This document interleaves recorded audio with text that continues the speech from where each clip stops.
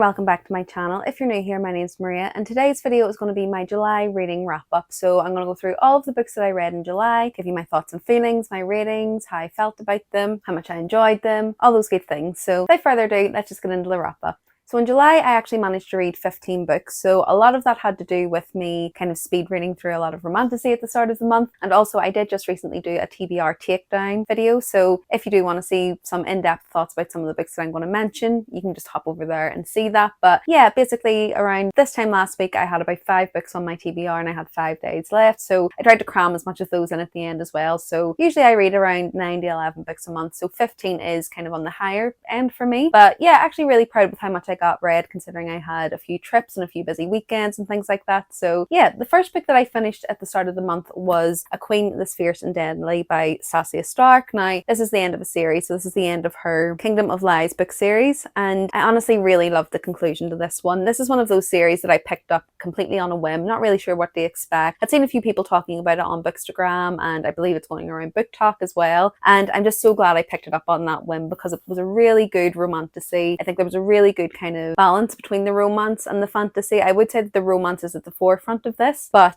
the fantasy subplot in the background is still really good as well, and it's intriguing enough that it keeps me entertained as we're going along, and I'm not just kind of hinged on the romance in there. But yeah, obviously I can't give you a synopsis of this one, but I will give you a synopsis of the start of the series. So we follow our main protagonist, Priska, who lives in this land where basically magic is forbidden, because when you're a baby, your magic is taken from you to give to the king so that he can fight the fae and kind of protect the land from the wicked fae that are supposedly a danger to this land. Now, of course, our main female protagonist has magic, and there's basically these soldiers that come to town every so often to test those who are coming of age, and because Priska does have magic, she has to kind of get away from the town before she is found out. Now, along the way, she runs into these mercenaries who are a bit reluctant to work with her. She doesn't really want to work with them, but they kind of figure out that it would be mutually beneficial for them to team up and work together, and one of those mercenaries is Lorien, and again, it's kind of a reluctant allies to lovers story, and the story kind of just takes off from there. But what I will say in this, I did really love kind of the found family aspects that were in here. I do think the romance was developed really well. I don't think it was too insta love or anything like that.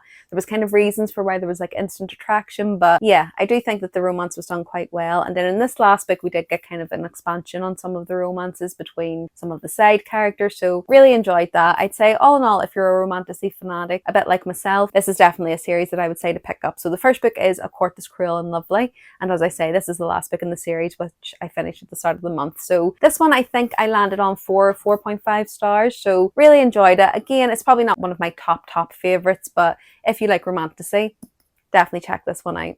Then next, I was kind of getting in a bit of a slump at the start of the month. I was a bit worried that I was going to start slumping in some of my reads, so I decided to jump into a series that I'd read the first kind of chunk of a couple of years ago, and that's the Broken Kingdom series by L.J. Andrews. So I've read them all on Kindle Unlimited, so I don't have the physical copies, but it is connected to her new book, which is The Ever King. So this is kind of it's not a prequel series because it was out before, but it's a series that's set in the same world as The Ever King, and it's called The Broken Kingdom. So the way that the series is kind of structured, there's 9 books in the series, and I believe the first 2 or 3 books follow one couple, the next 3 follow another, and then the last couple are again on other kind of characters being the forefront. This is again kind of a romantasy series, so romance is at the forefront, but it is again quite an interesting world that I think L.J. Andrews has built there, and I do think the kind of the lore and the political intrigue was really interesting as well. So I really loved it. I'd read it up until the 6th book, probably about 2 years ago, and then it was taking a while for the next book to come out, and I kind of just forgot about it. But when The Ever King came out, I kind of remembered that I wanted to jump back into this series, and I'm so glad I did because I fell in love with her writing again, and it's just really fun romantasy series. Lots of found family, lots of banter, lots of kind of tension in there as well. So the 3 books that I read were The Dance of Kings and Thieves, Den of Blades and Briars, and Reign of Stars and Fire, and then I have one more book to read in that series. But for all of them, I kind of rated them around a 4 stars because, again, not one of my all-time favorites or anything like that, but I really do enjoy the writing. They're a really fun read. They're really bingeable as well. I don't think they're too dense or anything like that. I obviously can't give you a synopsis for any of those because they're so late in the series, but the first book is called Curse of Shadows and Thorns, and again, this is the one that really got me into the series. So basically it follows our main protagonist Elise, who is part of the royal family. Now, centuries ago, her ancestors kind of stole the crown from a fae king, and as niece to the king, she has to kind of work to ensure that they keep the crown for centuries to come. Now, Now, as again a niece to the king, she is kind of promised in marriage to a certain suitor, and as part of that she has a dowry negotiator who is Legion Grey, who comes into her life, and let's just say the story goes from there. He is quite a dark, kind of morally grey character when he enters the story, and there may be some attraction there may be some kind of mentor-mentee in there, and again it was just a really fun romantasy. It may be kind of reminiscent of From Blood and Ice if you've read that series. The kind of premise in that, it's not the same kind of plot or anything, but let's just say she kind of learns things that she didn't know before, her understanding of the world changes, and yeah, really fun romantasy. As I say, there's 9 books in the series, so you may need to pace yourself in reading them because they're not that short. They're pretty sizable books, but they're very bingeable, very easy to read, very quick reads I felt as well. So yeah, really love this. I'd say overall the series is probably around a 4-star series, and I have one more book to read before I can then move on to The Ever King by her as well. So yeah, hoping to pick that one up soon, but I would definitely recommend this series to anyone that loves romantasy or is looking to get into fantasy romance. I think these would be a really good starting point.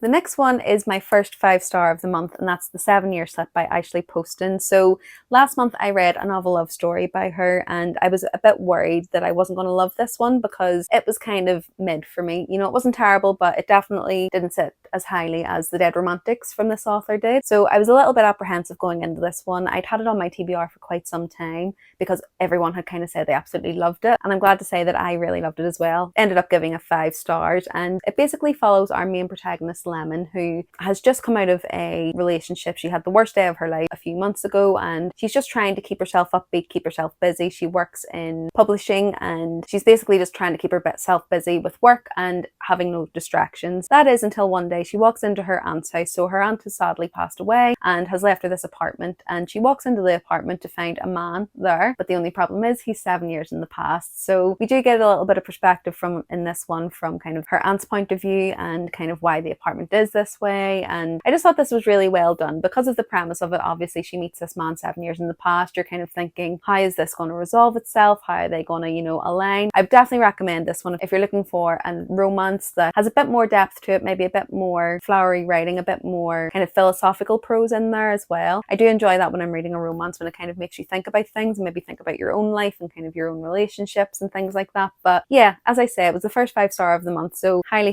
recommend this one. And then I moved on to this next series, which you will definitely recognize because it is absolutely everywhere. Powerless, Powerful, and Reckless, and I read all 3 of these for a video on here as well. So if you've managed to not see anything about this book, you're probably new to booktube or bookstagram or booktalk because it's absolutely everywhere. It's really blowing up, and unfortunately for me it didn't quite hit, but I do think it's perhaps that I'm not the right audience for it, so I will explain that. But firstly, obviously I read Powerless, which is the first book in the series, and this follows our main protagonist Payton, who is in this district which is kind of like the slums within this world. This is very reminiscent of kind of the world that's built in the Hunger Games. So there's all these different areas, and she would probably be in the district that, say, Katniss would have been from. But basically she's in the slums, and within this world they have what are called the elites. And these elites basically have these powers that were formed years ago when there was this plague. And essentially within this land, the elites are the rulers, and if you have kind of some of the more revered powers, you'll kind of be in high society. The lesser kind of important powers, you kind of go down the districts, and Payton is actually what is called an ordinary. Now generally ordinaries are hunted and killed because the king doesn't want them in the land, doesn't want them kind of diluting the population and getting rid of those elite powers. So Payton has kind of went under the radar by pretending that she's a psychic, and it's quite an easy one for her to do. Her father brought her up to kind of mimic having that power. So far she's kind of got by under the radar until one day she bumps into Prince Kai, who is the enforcer of this land. So he's the king's second son, and it's always been his destiny to become, as I say, what is called the enforcer, who is supposed to kill the ordinary. So their kind of storyline gets entwined. As part of this world, there are what are called the trials to kind of showcase the elites' powers and to kind of put the elites against each other. It's not supposed to be trials to kill, but you can get killed within the trials, and Payton gets picked from her district to participate in these trials. So she goes to the trials, and obviously Prince Kai is there. It's the first year that he's going to be involved in the trials as well, and their stories kind of intertwine and go from there. So this one, I will say, I didn't really get the hype. I think there was a lot of comparisons to The Hunger Games in this. However, it would be The Hunger Games if it was less of a political statement book and just a romance. You know, there was a lot of the romance scenes in here. I think it's quite evident that the author has read and enjoyed a lot of romantasy, and a lot of those tropes are in here as well. So for me, it just didn't quite hit. I think I landed at around a 3 to 3.5 for this one. The romance was really good. I really enjoyed the banter between the characters, and I do think that the storyline in here was kind of solid enough for me to be entertained, but it just didn't really hit for me. But I do think that I'm probably not the correct audience for it. It is YA, and it is also more romance heavy than I normally seek in these type of books. So if you're a big romance reader and you are trying to get into fantasy romance, this would be a really good kind of hybrid book for that. It would be a good one to kind of get you into the way of reading a bit more fantasy. The world building isn't too dense, the magic system isn't too dense, but there is a lot of witty banter in there. There's a lot of tension. It's kind of enemies to lovers, but I'll be honest, the enemies was kind of minimal in this, but it was pretty well done in terms of the romance side of things. So yeah, if you're a romance reader or if you're looking to get into fantasy romance, I'd say this one would be a good one to pick up. Now, as part of the series, we do also have the novella Powerful, and this kind of happens in the same timeline as Wless, and it follows Caden's best friend Adina, who is also from the slums. So as part of this story, Adina ends up kind of being her seamstress, because that's kind of her power. She's able to sew really precisely and quickly. And I think my main gripe with this being a novella is it really just should have been a part of Wless, because a lot of what's in Wless is her friendship with Adina. You know, she talks about that a lot, that they're kind of like family, but you hardly see her in here, so it's kind of difficult to get connected to her. And the novella is kind of supposed to bridge that gap, but I kind of feel like it really should have just been part of it. But in terms of the novella, rating it kind of off its own back, again, it is just mainly romance. There's not really much magical elements in here, not much fantasy elements in here, but the romance in this I really enjoyed. I really liked it, and it does make me a bit sad that it wasn't then in Wless, because I think it would have made that a much more better balanced book. But yeah, I ended up rating this 4 stars because I did really like it. I liked her writing in this one, and I liked the relationship that she built in here. But yeah, again, not an absolute favourite, but 4 stars in terms of the writing, and it's a novella, so it's pretty short, pretty quick to read. I just wish it had kind of been incorporated in with Wless. And then we get to Reckless.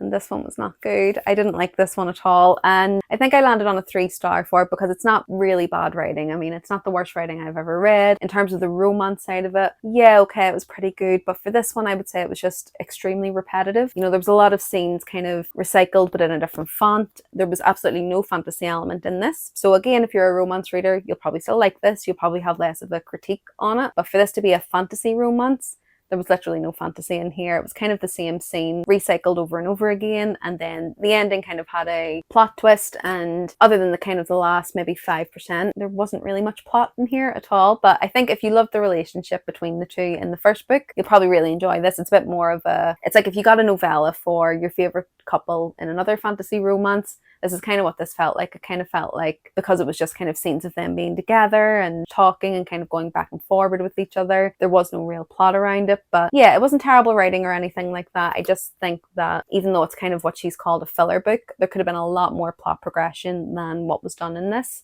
I think what happened in this book could have happened in 50 pages, and then perhaps the third book could have just been, again, incorporated in this. But yeah, not sure if I'm going to continue with the series, to be quite honest. I'm not really that interested in seeing where it goes, but we'll see. The next one comes out next year, so I may pick it up on Kindle or something like that, or from the library and read it, and then if I do enjoy it, I can always buy it. But yeah, after reading this, unfortunately, I'm not too fussed on continuing with it. In complete contrast to that, a new absolute all-time fave for me was the ending of the Nevernight trilogy, so Dark Dawn. I'd read the other 2 books in the last couple of months, and I just needed to finish out the trilogy, and this is by J. Kristoff, and this series is one of my all-time favourites now. I've absolutely loved it. Really love his writing. I kind of knew I was going to love his writing after reading The Empire of the Vampire, but I was a bit dubious on what I would think about this one. It is following younger characters, and I just wasn't too sure if I was going to have the same kind of success streak that I'd had with Empire of the Vampire, but so happy to say that I definitely did. So absolutely love this. I buddy read this with my friend Clara on bookstagram, so I'll link her page below. But yeah, we've read all 3 of the books. We've read actually all of J. Kristoff's stuff together, but this was the last book that we needed to read, and absolutely 5 stars. Really loved the conclusion of this. So again, I can't give you the synopsis of this one because it is the ending, but this basically follows our main protagonist, Mia Corvere, who when she is young witnesses the murder of her father, who was a rebel to the Republic within this land. And essentially this is her revenge story. This is her story of trying to avenge what happened to her father and her mother. She was supposed to be killed as well, but she managed to get away. She joins the Red Church, which is basically this guild for assassins, and they train them to become assassins for the establishment, and the story kind of goes from there. I mean, this is kind of a grimdark fantasy. It is very, dark in terms of the themes that you will see in here, so I would say to check trigger warnings for this one, just in case there's anything that you may come across that maybe you don't necessarily like to read about. It doesn't shy away from gore and things like that, and sexual assault and all of those type of things. So yeah, definitely just check up some trigger warnings for this one. But all in all, I've absolutely adored the series. I think the first book I ended up giving 4.5 stars and the rest 5 stars, but looking back, the only problem I really had with the first book is that these do have footnotes, and at first I was a little bit jarred by that. It's not my favorite kind of format, but as it goes along, the footnotes actually get really good, so potentially probably just bump that up to 5 stars, to be honest. But in terms of the series overall, absolutely 5-star series. I cannot recommend it enough. And then next up was The Shadow of the Wind by Carlos Ruiz Zafón, and this one follows our main protagonist Daniel in Barcelona. So it's set in around the 1940s, and essentially his father owns what is called the Library of Forgotten Books, and when Daniel is around 11, he's allowed to go in and pick a book of his choosing so that he can take it from that Library of Forgotten Books and kind of keep it as his own. Now he pulls what is called The Shadow of the Wind, and the author for this story seems to be kind of shrouded in mystery. No one's really heard of him, but those who have heard of him absolutely adore his books. And when Daniel reads the book, he feels exactly the same. Now, as Daniel is growing through his teenage years, several different people become interested in this book, and he is actually getting followed by this kind of entity who wants to get this book, and there seems to be a lot of dark mystery surrounding this book as well. Now, when I first picked this up, I'd assumed it was going to be fantasy. I think when I've read about it, a lot of people have said it's kind of fantasy magical realism. I would say that that element of it is quite minimal, so if you're going into this expecting kind of the Starless Sea type of vibe or something like that, it's not quite what you're going to get with it. For me, it was a lot more of a historical fiction / mystery in here rather than that kind of magical realism. So yeah, just to kind of prepare you for what you will get with this one. But I will say I really loved this. I think the writing in here was absolutely beautiful. I really enjoyed the prose that were in here. There was quite a few times I ended up tabbing it because there was quite a few quotes that I just really loved. I ended up on a 4-star for this one only because there was quite a few times that I think there was quite problematic viewpoints in here, and while I understand it was to fit with the time that it was written about, I do think that it was kind of overdone. There was just quite a few viewpoints that were extremely misogynistic, and there was quite a few homophobic sides in there as well. And again, I understand that being written into a book to kind of showcase it as how wrong it was for that time, but I do think it was maybe overused, so it may be a bit jarring. So again, just check up some trigger warnings in here. And also, I didn't really love the way it concluded in terms of how we found out the answers to the mystery that we had the whole way through the book. So the device that was used to kind of explain it isn't one of my favorites. So again, that could just be personal preference, because to be honest, everything else in terms of the storytelling, in terms of the plot,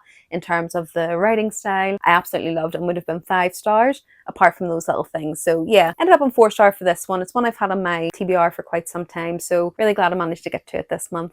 Next up, I read The Kiss of Deception by Mary E. Pearson. So this is the first book in the Remnant Chronicles, and yet again, this has been on my TBR for quite some time. So I've been trying to get to books like that for the last couple of months, just to try and get them off my shelves to see if I like them, if I want to continue the series. So decided to pick this up this month, and this one follows our main protagonist Leah, who is princess of this land, and essentially she's supposed to be getting married to this prince of another land to enhance the peace between these two kingdoms and kind of build a relationship with them. But on Leah's wedding day, she decides to run away, and with the help of her friend, she runs away to this kind of little village where she's going to try and just live as a normal person. Now, unbeknownst to her, there is also an assassin out for her to kind of take her life, because there is this rebel group who are wanting to fight against the king. And within the story, we end up getting the point of view of that assassin as well as the prince from this other land. But throughout the story, we don't actually know which is which, and obviously she is unaware of who these people are as well. And it's kind of a love triangle between them, or at least you think there will be a love triangle there. But yeah, I really enjoyed this one. I would say that it was a little bit predictable. Again, it's a bit of an older series, so it could just be that I've read books that are similar to this that came out after. But the storyline was a little bit predictable, but I did really like the writing. I loved the plot. I thought it was a bit slow at times as well. So I ended up landing on a 3.5 for this one, but I've heard that the series does get better as it continues. So hoping to pick up the second one this month or in September so that I can continue the series, see where it goes, see if it does get better, and hopefully enjoy it a little bit more than I did this first one, because I do have some special editions of this series, so I'm hoping I really love it.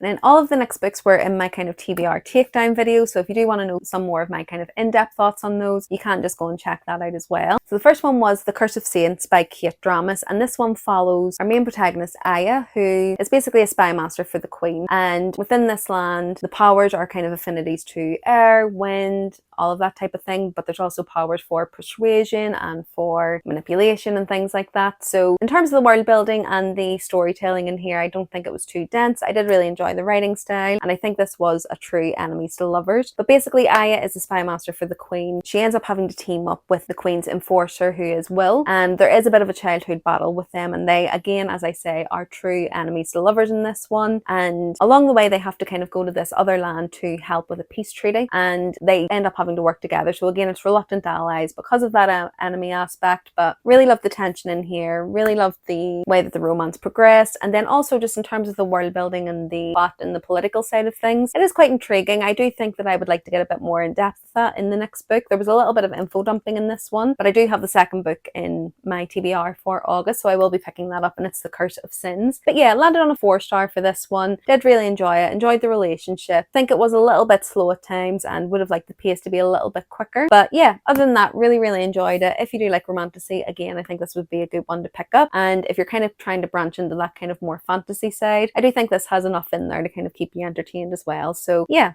ended up on 4 stars for this one.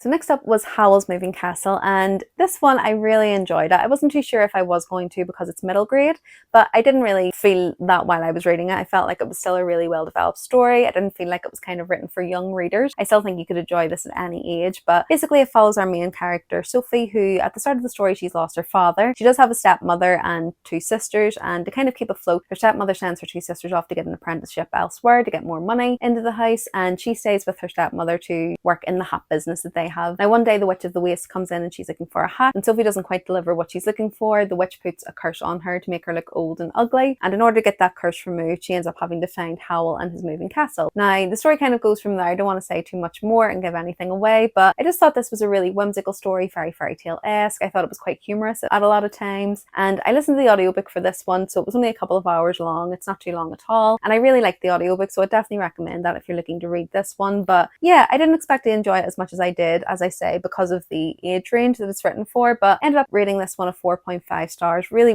loved it, and actually excited to read the rest of the series, so I'll probably be picking those up soon.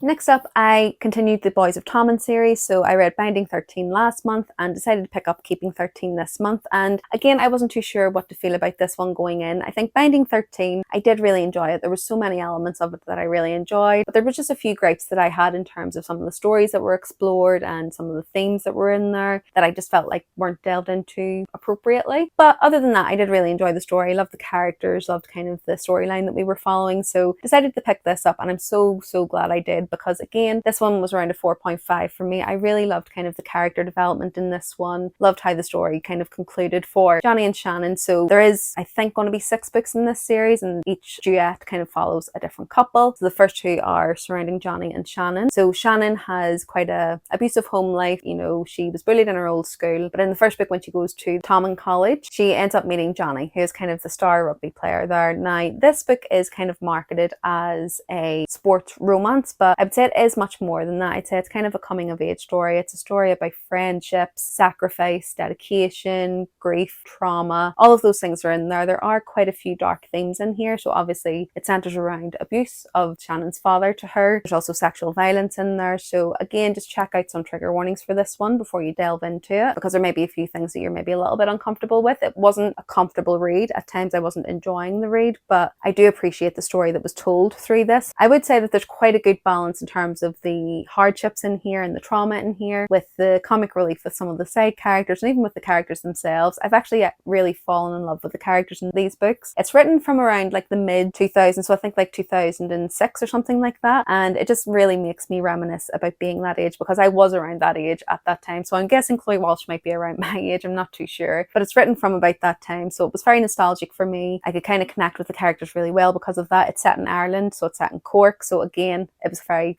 reminiscent for me and very nostalgic for me. So yeah, really love this. Really excited to continue the series now. I'm definitely a convert. I think the first book I wasn't too sure, but after reading this one, I'm definitely converted. So this one, as I say, was a 4.5. And then the last book I read in July was Tress of the Emerald Sea, and this is by Brandon Sanderson. And this one, I didn't love it as much as I wanted to. I really thought I was going to love this. I thought it was going to be a 5-star. It would have been one of my 5-star predictions, but I ended up at around a 3 to 3.5.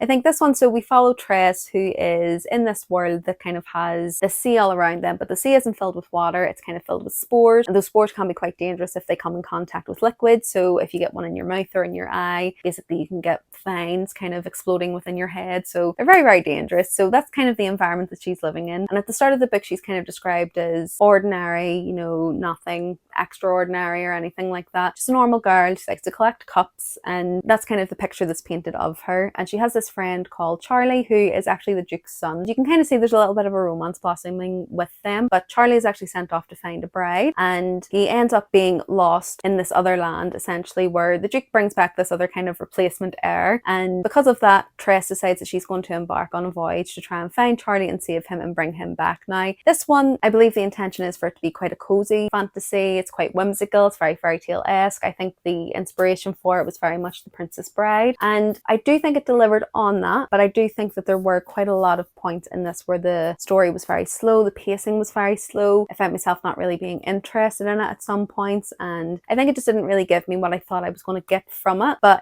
I think if you like Brandon Sanderson, you'll probably still really enjoy this, but for me, it just didn't really deliver on what I thought I was going to be getting from it. So yeah, unfortunately I ended up on a 3.5 for this one. It wasn't a favourite, but I would say it was still really well written and still really enjoyed the writing style in here. I really enjoy Brandon Sanderson's writing, but for this one, unfortunately, it just didn't hit the mark for me. So yeah, that's everything I read in July. Let me know if you've read any of these and what your thoughts were on them, or let me know what your favourite read was in July as well. I think if I had to pick, I'd maybe pick Keeping 13 or Dark Dawn, surprisingly. I'm not sure that I would have thought that at the start of the month that this would have been up there, but I think these were maybe two of some of my favourite reads of the month. But yeah, let me know what your favourite read was and tell me why I should be reading it in the comments below. If you do like this video, do remember to give it a like, and if you want to see more from me, remember to subscribe. I'm posting 2 videos a week, and it's videos like this, so my wrap-ups, TBR jars, book shopping, book hauls, all good bookish things like that. Other than that, thanks so much for watching this one. I hope you really enjoyed it, and I'll see you in the next one soon. Bye!